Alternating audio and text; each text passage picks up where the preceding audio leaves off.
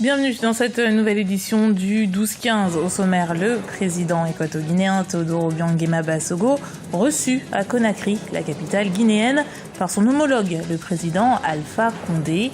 La visite doit durer 48 heures et aborder la lutte contre le virus Ebola. Le banquier d'affaires Lionel Zinsou vient d'être nommé Premier ministre au Bénin. Il prend la direction d'un gouvernement de 27 membres pour les 10 mois qui séparent le président Boni Yayi de la fin de son second mandat. Quelle efficacité pour les accords cadres d'Addis Abeba? La question est relancée depuis que la partie est de la République démocratique du Congo reste sous la férule des différents mouvements rebelles. Certaines populations en viennent à fuir cette province. Visite du président équato-guinéen Teodoro Obiang Basogo en Guinée. Une visite à double enjeu. Envisager une stratégie commune de lutte contre le virus Ebola et renforcer la coopération bilatérale entre les deux États. Plus de précisions avec ce sujet de notre correspondant Léopoldo Inemé-Batsou. Visite d'État du président Teodoro Obiang Basogo en Guinée. Arrivé à Conakry ce jeudi, à l'invitation de son homologue Alpha Condé, les deux chefs d'État ont annoncé leur volonté de trouver des solutions communes pour faire reculer l'épidémie à virus Ebola. La propagation de l'épidémie a certes perdu en intensité, mais elle demeure un problème sanitaire. Le président équato-guinéen a également annoncé lors de cette visite la tenue à Malabo d'une conférence sur la problématique du virus Ebola les 20 et 21 juillet 2015. Je connais le problème que vous avez eu avec le virus Ebola. Il y a eu d'autres pays comme vous qui ont été touchés par cette épidémie. Nous voulons ici exprimer notre solidarité. La Guinée équatoriale va convoquer une conférence sur la problématique d'Ebola. Je suis ici avant tout pour inviter mon frère à participer à cette conférence. La problématique d'Ebola.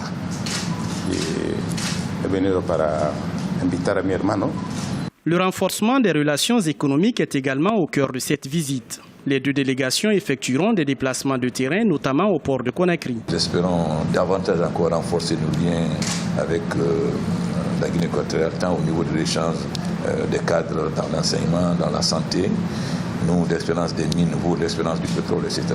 Et surtout renforcer la coopération entre les deux pays. Ce qui a montré aussi sa force parce qu'en très peu de temps, vous avez fait organiser la Coupe d'Afrique alors qu'il faut plusieurs années.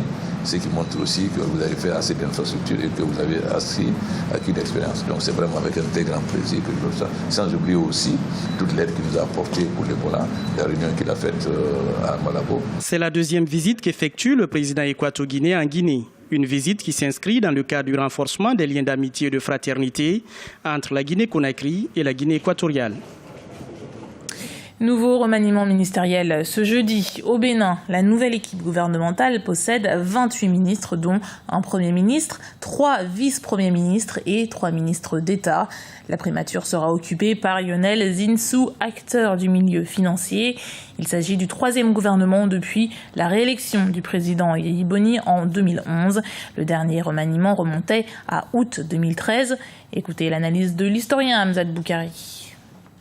Lionel Zinsou est un grand banquier, c'est un grand intellectuel, c'est une figure de poids, c'est un monsieur qui est brillant, même si ses idées sont extrêmement discutables, notamment sur la question du franc CFA par exemple, et également sur la question des réformes économiques. Il incarne un courant néolibéral assumé.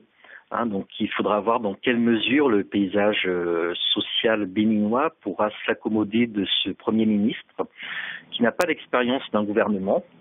Donc il dirigera une équipe qui aura à peu près 30 membres, donc 27 ministres, un vice-président qui devrait donc être l'ancien ministre d'État chargé de l'enseignement supérieur, monsieur Abiola, 3 ministres d'État, et donc c'est une équipe qui devrait donc accompagner le président Yayi Boni jusqu'au printemps prochain, donc jusqu'à la sortie de ses fonctions de président de la République.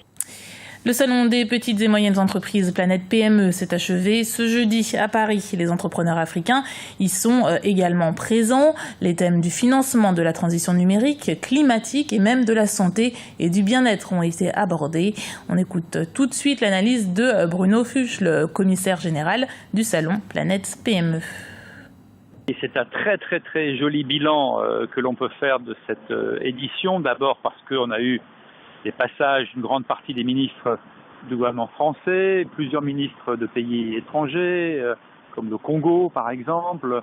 On a eu également la présence du président de la République, qui est bien la preuve que dans ce pays, lorsqu'on entreprend, lorsqu'on innove, lorsqu'on transforme, lorsqu'on prend des risques, lorsqu'on est enthousiaste et qu'on veut réussir, eh bien de plus en plus maintenant, on vous fait confiance et on sait que ce sont les entrepreneurs, notamment les PME et les TPE, les petites entreprises, qui vont créer des emplois et qui sont au cœur de l'économie. Et ça, c'est le grand résultat de cette édition 2015. En plus, beaucoup de contacts ont été noués, beaucoup de projets ont été initiés entre la dizaine de pays africains, de délégations de pays africains qui étaient présents par les PME, et puis beaucoup de Français. Le calendrier électoral tant attendu en Centrafrique a été rendu public mardi par le Premier ministre Mahamat Kamoun. Le référendum sur la Constitution se déroulera à partir du 4 octobre 2015. Il sera suivi par le premier tour des élections législatives et présidentielles le 18 octobre. Le second tour devrait être organisé le 22 novembre. Enfin, le recensement électoral doit, lui, démarrer le 27 juin et durer un mois. En République démocratique du Congo, 12 000 déplacés provenant du territoire de Fizi, province du Sud Kivu, vivent en situation précaire. Ils fuient les exactions des groupes armés, une situation qui relance la question de l'efficacité de l'accord cadre d'Addis Abeba. Un reportage de notre correspondant Jacques Amboka. Ramener la paix, la sécurité et le développement à l'est de la RDC et dans la sous-région, c'est l'objectif de l'accord d'Addis Abeba signé en février 2013.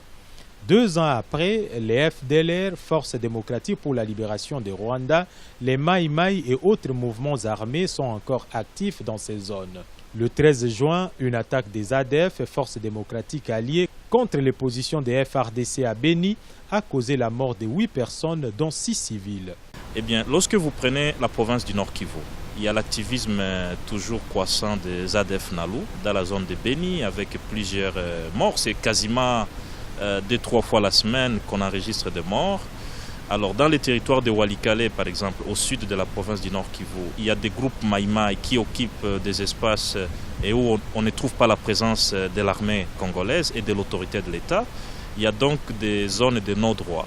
Pour certains des observateurs, l'application de l'accord cadre d'Addis Abeba ne bénéficie pas de la même implication de la part des pays signataires. Donc je n'ai même pas sur le même pied d'égalité en termes d'exécution, de mise en œuvre du contenu de l'accord cadre, ce que la RDC doit faire par rapport à ce que les autres devraient faire.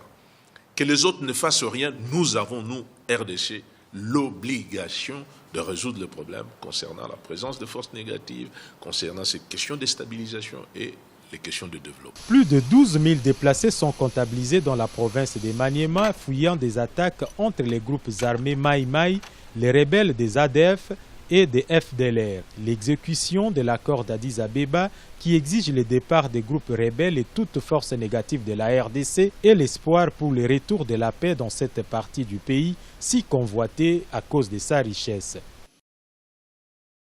C'était le journal de la rédaction. Merci de l'avoir suivi. Retrouvez dans un instant une nouvelle édition du 12-15 sur Africa 24.